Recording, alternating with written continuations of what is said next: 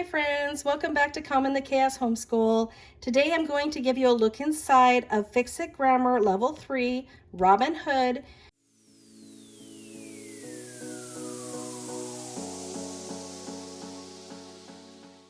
I have the student book here, I have the teacher manual here, and I'm just going to give you a look inside.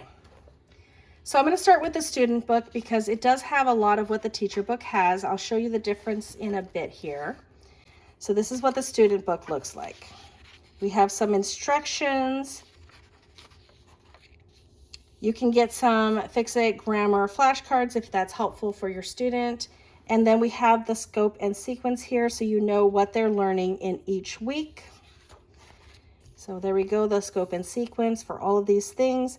There's their vocabulary. So each day they take out a vocabulary for them to learn and study. So this is both vocabulary and grammar. This is a 30-week course, and they do have some things here at the end. So beginning of week 1, we have a lesson here. So they talk about nouns, article, adjectives, pronouns, prepositions, capitalization, end marks, and indentation. And then here is what the page looks like for the student to do on week 1, day 1. They're supposed to look up the vocabulary word, find the meaning of that, find the 2 articles and label them AR, find the 4 nouns, label them N, underline 3 prepositional phrases, find the 4 capitals and the 1 end mark. So add the capitalization, add the end mark, and they show them how to do that here. Now, quickly, I'm going to show you in the teacher book what that looks like. So we have a few downloads that come with the program. These are e-audio. We have a Fix It Grammar glossary, vocabulary with a list of definitions if that's helpful, and that comes in your account when you purchase from IEW. We have the same instructions, same scope and sequence here in the teacher manual.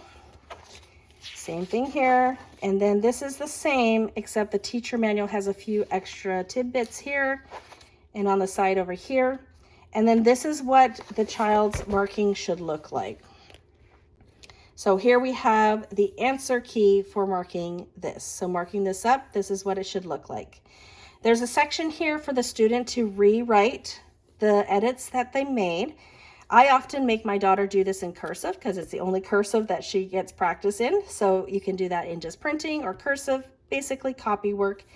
Down here, they tell you some explanations as to why things were capitalized and why a certain end mark was used. All right, so next in the student book, we have day 2, 1 vocabulary, so that is legendary.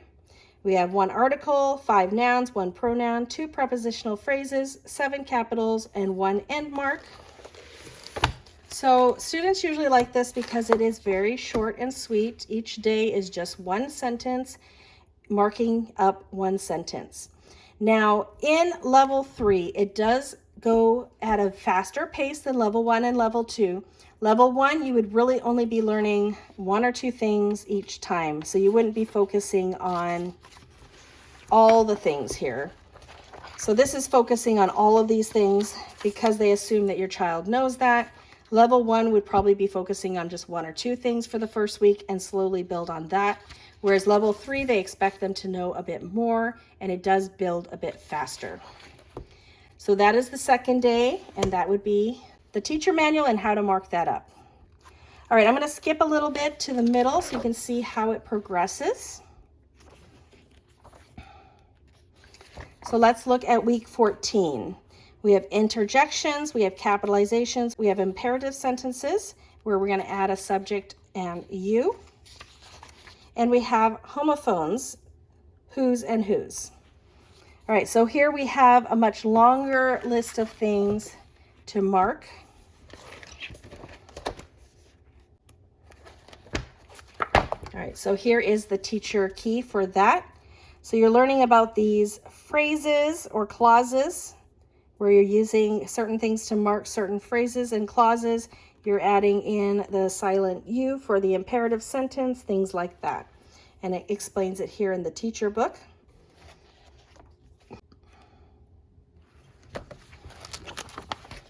Okay, and then here's an example at the very end. A lot more things to find.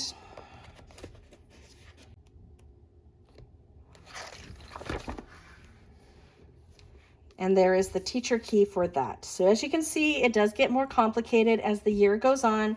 This is the very end of the year and all the things the student is finding and marking. So they have the vocabulary word festivity, 3 articles, 5 nouns, 1 pronoun, 2 adjectives, 1 coordinating conjunction, 1 prepositional phrase, 1 adverb clause, 2 main clauses, 2 subject verb pairs, 2 openers, 4 capitals, 3 commas, 2 end marks, and 1 homophone. So as you can see, this is actually 2 sentences because they do have to break it up. So it's not always 1 sentence, sometimes it's 2 or maybe even 3, but it is very short and very easily done in a day.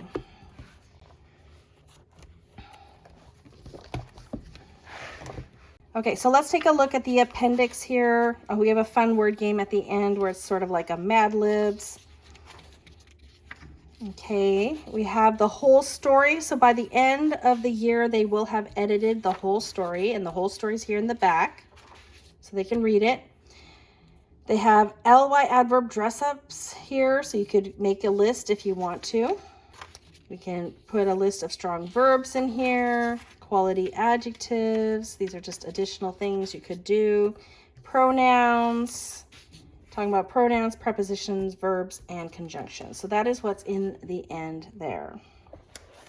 So I have used this with my daughter in the past. This would be the next level that my boys would be using when we go back to Fix It Grammar. So I thought I'd just give you a fresh look inside, a fresh flip through. Fix It Grammar is one of my favorite grammars. I do often come back to it. We kind of take turns. We like some variety in our homeschool, so we're not always doing Fix It Grammar, but it has been one that I've returned to time and time again. If you have any questions, let me know in the comments section below. Give this video a like if you like videos like this, curriculum, flip-throughs, reviews, how we're doing things in our homeschool, things like that. Please do subscribe if you haven't already. Thank you so much for coming today, and I hope to see you all in a future video. Bye, everyone.